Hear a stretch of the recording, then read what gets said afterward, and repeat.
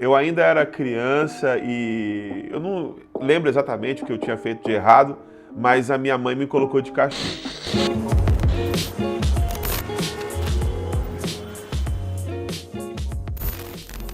E ela tirou de mim aquilo que eu mais gostava de fazer, que era jogar bola na rua. E ela deixou muito claro: você não pode sair e jogar bola na rua. E aí me deu uma ideia. A minha mãe disse que eu não podia jogar bola na rua, mas ela não falou nada de jogar bola na varanda de casa. Liguei para 2 amigos meus, eles vieram e a gente passou a tarde toda jogando futebol lá na varanda. Eu saí daquele momento com uma sensação assim, sinceramente, boa, porque eu fiz o que eu queria ter feito e na minha cabeça eu não tinha desobedecido minha mãe. Mas lá no fundo eu sabia que o que eu tinha feito tinha desagradado ela. Sabe quem gostava muito disso e vivia assim? Um grupo de judeus chamado fariseus. Os fariseus, eles conheciam muito bem a lei e eles procuravam fazer tudo de acordo com a lei. Mas no fundo, eles desobedeciam a lei. Mais ou menos assim. Deus deu os 10 mandamentos. E nos 10 mandamentos, que é a base de toda a lei, diz assim: não matarás. Mas na cabeça de um fariseu, ele pensava: se eu então bater em alguém e deixar alguém quase morto, mas ainda respirando, eu na verdade não desobedeci a lei, porque a lei diz: não matarás. Só que Jesus chega e explica qual é o sentido da lei. Ele fala assim: vocês ouviram dizer, não matarás, mas eu digo para vocês que qualquer um que odiar o seu irmão, que aborrecer o seu irmão, que se irar contra o seu irmão, já desobedeceu a lei. A gente vive dissociando aquilo que a gente pensa, aquilo que a gente sente, aquilo que a gente faz. E muitas vezes, por causa dos fariseus, que conheciam muito bem a lei, mas o coração deles era completamente oposto à lei, a gente acha que o que a gente conhece, o discurso, ele não é importante. E sim, somente o que a gente faz. Mas isso não é verdade. A Bíblia diz que a fé vem pelo ouvir. A poesia diz que os olhos são a janela da alma. A ciência diz que tudo aquilo que nós experimentamos no mundo vem primeiro pelos nossos sentidos. Ou seja, tudo aquilo que eu ouço, tudo aquilo que eu vejo está moldando a forma como eu me relaciono com o mundo e, consequentemente, moldando as minhas ações. Se você é pai ou mãe, ou se você convive com alguma criança pequena, você sabe muito bem do que eu estou falando.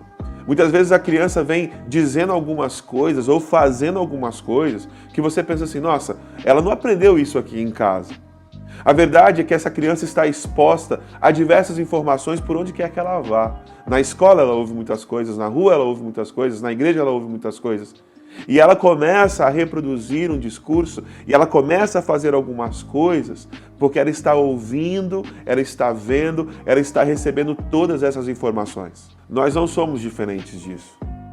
Tudo aquilo que a gente vê, tudo aquilo que a gente ouve, tudo aquilo que a gente lê, molda a forma como nós pensamos e, consequentemente, como nós agimos. Mas aí tem um outro grupo, além desses que falam que o discurso não é importante, o que você pensa não é importante, mas tem o pessoal que fala assim: o importante são as intenções, o importante é o sentimento. Existem várias coisas na vida que nós fazemos contra a nossa vontade e nem por isso elas são inválidas. Quem age só de acordo com o sentimento, quem faz só aquilo que tem vontade, é porque não amadureceu.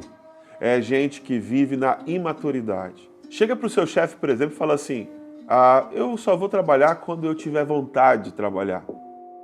E veja o resultado que isso vai ter. Muitas vezes a gente faz o que é contrário à nossa vontade, simplesmente por ser o certo a ser feito naquele momento. Jesus, ele nos ensina, por exemplo, a respeito do perdão. E ele diz que, para o cristão, o perdão ele não é opcional. O perdão é obrigatório. E, sejamos sinceros, na maioria das vezes, você não tem vontade de perdoar quem te machucou, quem te ofendeu, quem te feriu. Mas nós precisamos obedecer, além do sentimento. E quando nós vamos além do nosso sentimento e decidimos perdoar, com o tempo, o nosso sentimento se encontra com a nossa ação. E aquele sentimento que não existia no começo, agora existe, porque eu decidi obedecer. Mas aí a gente tem um outro grupinho.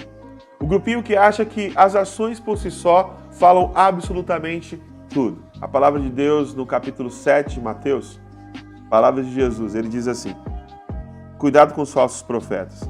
Eles vêm a vocês vestidos de peles de ovelhas, mas por dentro são lobos devoradores. E aí no versículo 20, ele diz assim: assim pelos seus frutos vocês os reconhecerão. Mas no versículo 21 ele fala: nem todo aquele que me diz Senhor, Senhor entrará no reino dos céus, mas aquele que faz a vontade de meu Pai que está nos céus. Muitos me dirão naquele dia: Senhor, Senhor, não profetizamos em teu nome, e em teu nome não expulsamos demônios, e não realizamos muitos milagres? Então eu lhes direi claramente: nunca os conheci.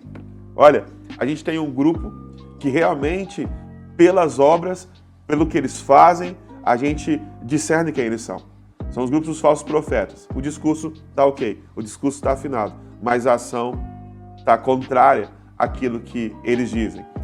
Mas no versículo 22, fala de um grupo que as ações estão ok.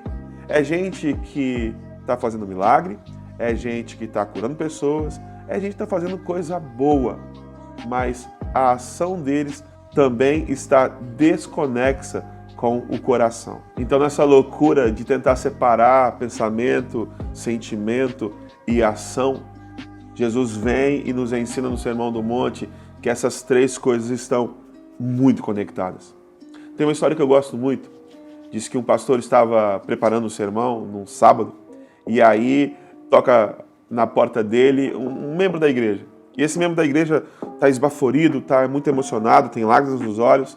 E ele fala assim: pastor, eu vim correndo porque tem uma família que é uma mãe com 4 filhos e recentemente ela perdeu o seu marido, ela está desempregada e eles moram numa casa que eles alugaram e o aluguel já está quase vencendo e o locatário disse que quando o aluguel vencer, ele vai jogar eles para fora de casa e está chegando o inverno e eles não têm para onde ir, eles não têm o que comer. A gente precisa se mobilizar, a igreja precisa fazer alguma coisa para ajudar essa família. O pastor falou assim: claro, a gente vai fazer alguma coisa amanhã mesmo. Eu vou falar no meu sermão sobre isso e nós vamos ajudar essa família. Mas deixa eu te fazer uma pergunta. Como é que você conhece essa família? E aquele homem respondeu: ah, sou eu que estou alugando a casa para eles. Às vezes, a gente sequer percebe a discordância que existe entre o nosso discurso, o nosso sentimento e a nossa prática. É por isso que no Salmo 139, o salmista pede para que Deus sonde o pensamento, o coração e as ações. Veja bem, os pensamentos e o coração realmente só Deus pode sondar. Mas eu quero te propor um desafio. As suas ações, as pessoas mais próximas de você, podem te dar um feedback muito bom em relação a isso. Eu quero desafiar você a chegar para as pessoas que você mais ama e que você mais confia e pergunte a elas: as minhas ações têm encontrado as minhas palavras? Eu disse no começo que eu consegui enganar a minha mãe.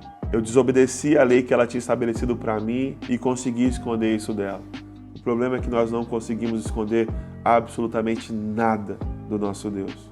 O meu desejo para você é que absolutamente tudo aquilo que você fizer reflita os seus mais íntimos sentimentos e os seus mais profundos pensamentos. Que Deus abençoe a sua vida. Se você gostou desse vídeo, mais do que curtir, compartilhe. Coloque lá no seu Facebook, manda o link por WhatsApp, para que essa mensagem chegue àquelas pessoas que mais precisam. Que Deus te abençoe.